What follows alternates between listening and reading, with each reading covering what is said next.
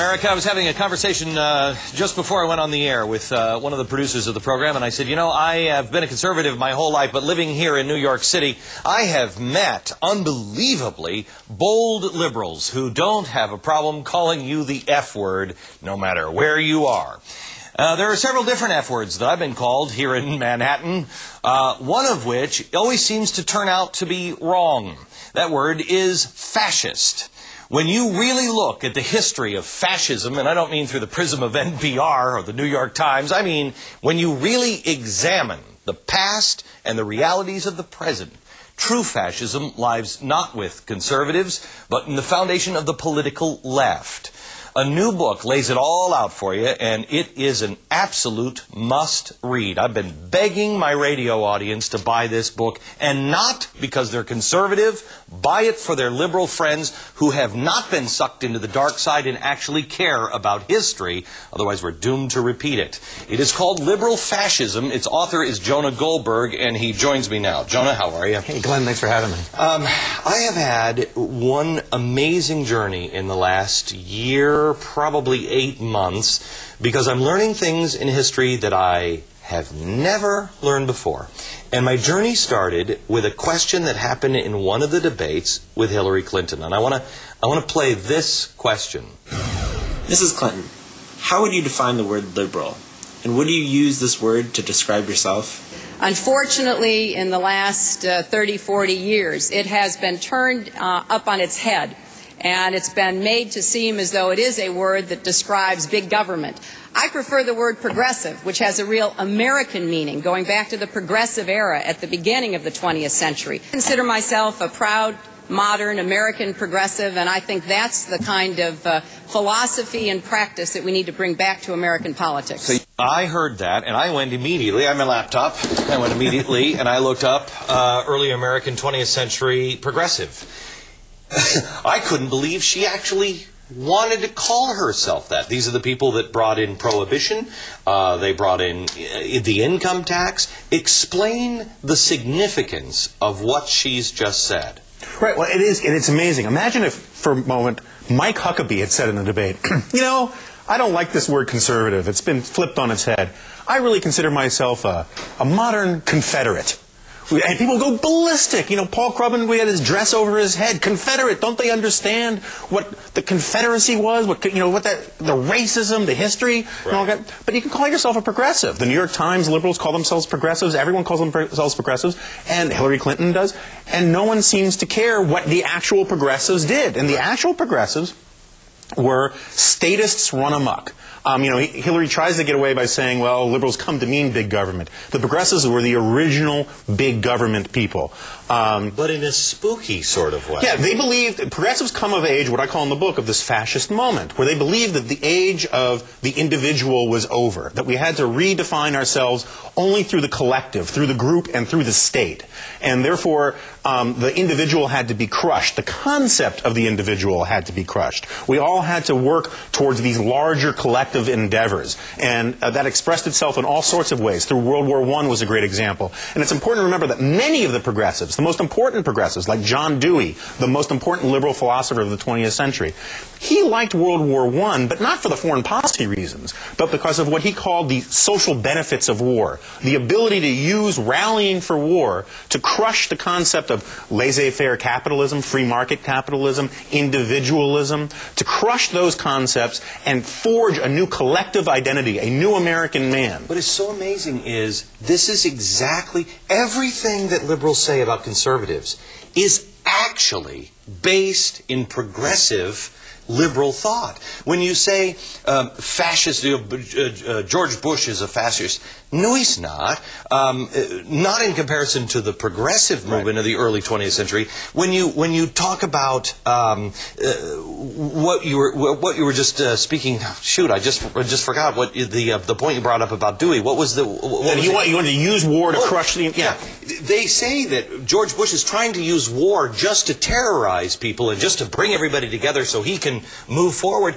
That's what they're doing with global warming and everything else. George Bush, right after 9/11, what does he tell Americans to do? He tells them to go shopping. This is not a terror presidency. Right. I mean, maybe it was a mistake to tell them to go shopping, but it doesn't fit the terror presidency part. And if you believe, look, if you believe that George Bush, if you believe he is a fascist, if you believe he's a dictator, and if you believe the arguments that the left uses to justify that, the fact that there are 2 American citizens who have been denied habeas corpus because they're enemy combatants, all that kind of stuff, by those standards, George Bush looks like the host of Romper Room compared to, say, Woodrow Wilson, who put thousands of political prisoners in jail, arrested people without warrants, beat people up in the street, used a propaganda ministry. Okay, we're going to get into the history of that here in just a minute. And it is phenomenal that America doesn't know it. I mean, I remember FDR. I don't remember him this way.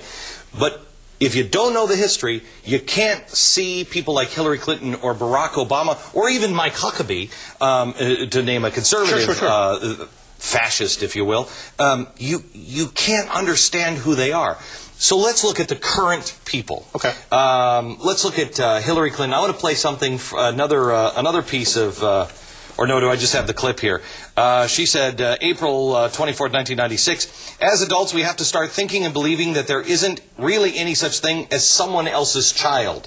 She has also said, from It Takes a Village, videos with scenes of common sense baby care, how to burp an infant, what to do when soap gets in his eyes, how to make a baby with an earache comfortable, could be running continuously in doctor's office, clinics, hospitals, motor vehicles, or any place where people gather and have to wait.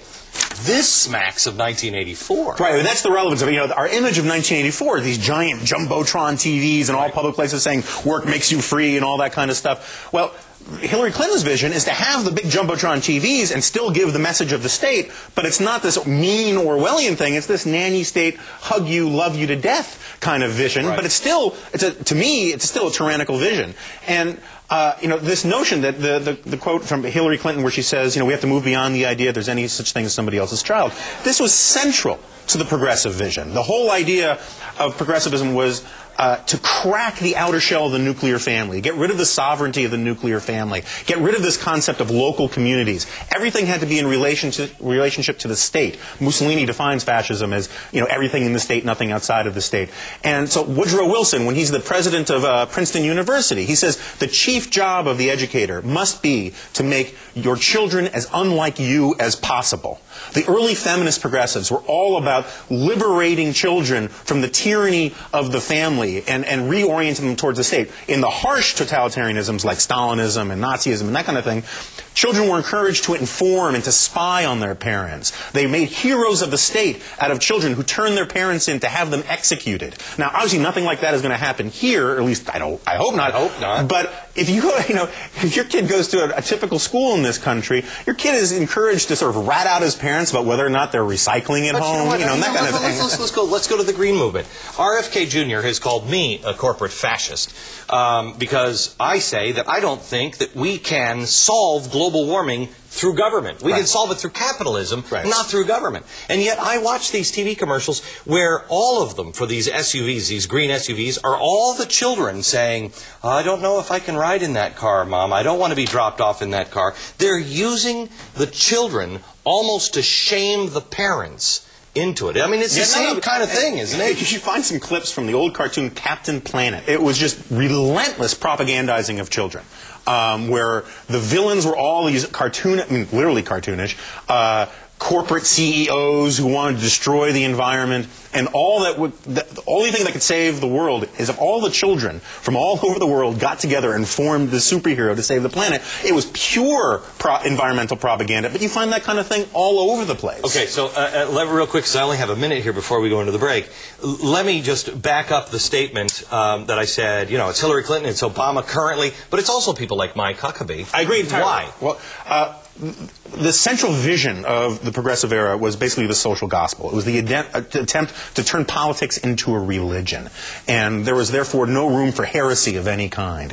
And in my argument, compassionate conservatism isn't really conservatism. It's right-wing progressivism. It's using the state in a sort of a totalitarian vision, one size fits all. So when Mike Huckabee talks about, banning smoking, a federal ban for smoking, he grounds it in some right-wing rhetoric, but essentially it's the same vision for the role of government, that the government is going to love you, the government is going to take care of you. It's government for your own good. This is an hour that is not just for conservatives. I'm hoping that in the next hour, no matter how much blood shoots out of your eyes, that if you are a liberal and you are open-minded enough to learn the history of progressive thought, that you will stick with us. We'll be right back.